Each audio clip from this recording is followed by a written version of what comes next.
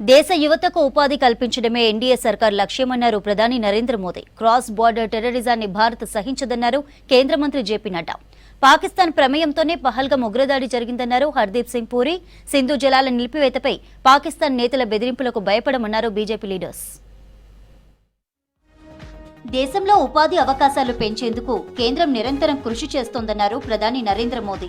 Rozgar మేళాలో virtual గా పాల్గొన్న ప్రధాని ప్రభుత్వంలోని వివిధ విభాగాల్లో ఉద్యోగాలు పొందిన 51,000 మందికి నియామక పత్రాలు అందజేశారు. యువత కొత్త బాధ్యతలు చేపట్టి దేశ ఆర్థిక వ్యవస్థ పటిష్టతకు పాటుపడాలన్నారు. नए दायित्वों की शुरुआत हुई है।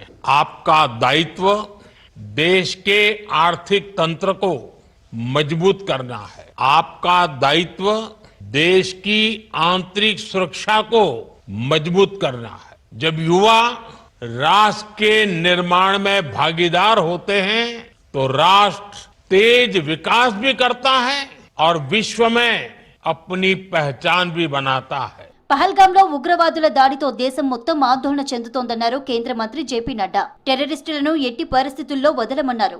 మహారాష్ట్రలోని పూణేలో పర్యటించిన నడ్డా దేశ భద్రతే మోదీ సర్కార్ ప్రథమ లక్ష్యమని చెప్పారు.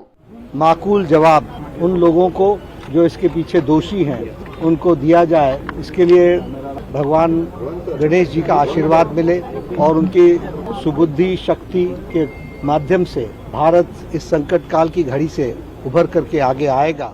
పాకిస్తాన్ ప్రమేయంతోనే పహల్గాం ఉగ్రదాడి జరిగిందన్నారు కేంద్ర మంత్రి హర్దీప్ సింగ్ పూరి. క్రాస్ బార్డర్ టెర్రరిజాన్ని భారత్ సహించదన్నారు. ఉగ్రవాదాన్ని పెంచి పోషిస్తున్న పొరుగు దేశానికి తగిన బుద్ధి చెబుతామన్నారు. పాకిస్తాన్ ఓ మోసపూరిత దేశమని అన్ని రకాలుగా పతనమైందన్నారు. సింధు జలాల ఒప్పందాన్ని పునరుద్ధరించే ప్రసక్తే లేదన్నారు హర్దీప్ సింగ్. पहले क्या होता था, जो पहले की सरकारें होती थी होता था, फिर थोड़ी सी वो लोग थोड़ी सी बैक ट्रैकिंग करते थे और फिर हम बिजनेस एज यूजुअल. इस बार कोई बिजनेस एज यूजुअल होने वाला नहीं है.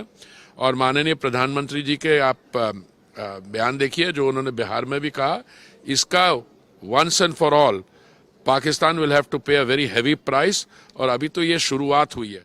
సింధు జలాల నిలిపివేతపై Pakistan peoples party chairman Bilawal Bhutto Zardari ప్రకటనను ఖండించారు కేంద్ర మంత్రి పీయూష్ గోయల్. పాక్ నేతల బెదిరింపులకు భయపడే ప్రసక్తే లేదన్నారు. పాకిస్తాన్ ఉగ్రవాదులకు అడ్డాగా మారిందన్నారు. పాక్ నేతలు అధికారుల తీరు కూడా ఉగ్రవాదులలాగే ఉందన్నారు. ప్రజా సమస్యలను మర్చిపోయి పొరుగు దేశాల్లో అల్లర్లను ప్రోత్సహించడమే పాక్ లక్ష్యంగా పెట్టుకుందన్నారు గోయల్. उनके पास आतंक फैलाने के अलावा कोई और प्राथमिकता नहीं है. दुर्भाग्य है विश्व का कि ऐसे नेता, राजनीतिक नेता, किसी भी देश में ऐसे राजनीतिक नेता हो वो नुकसान ही करते हैं. मैं उसकी घोर निंदा करता हूँ. యువ శక్తిని ఉపయోగించుకోవడంలో భారత ప్రపంచంలోనే అత్యుత్తమ దేశాల్లో ఒకటన్నారు కేంద్ర మంత్రి రామ్ మోహన్ నాయుడు. వీక్షిత్ భారత్ 2047 లక్ష్యంతో ప్రధాని మోదీ ముందుకెళ్తున్నారని చెప్పారు. ఏపీ విశాఖపట్నంలో జరిగిన రోజ్గార్ మేళాకు అటెండ్ అయ్యారు. 250 మంది వివిధ కేంద్ర ప్రభుత్వ విభాగాలలో నియామక పత్రాలు తీసుకున్నట్లు చెప్పారు. Today, India is one of the best countries in the world in terms of utilizing the youth energy in the process of nation building and contributing to the society. And India has such a great potential in the youth also. Whole process of Rozgar Mela, what used to take like 4 years to get a job in the central government, right from with the direction and the guidance of our Honorable Prime Minister, it has come down to within 1 year.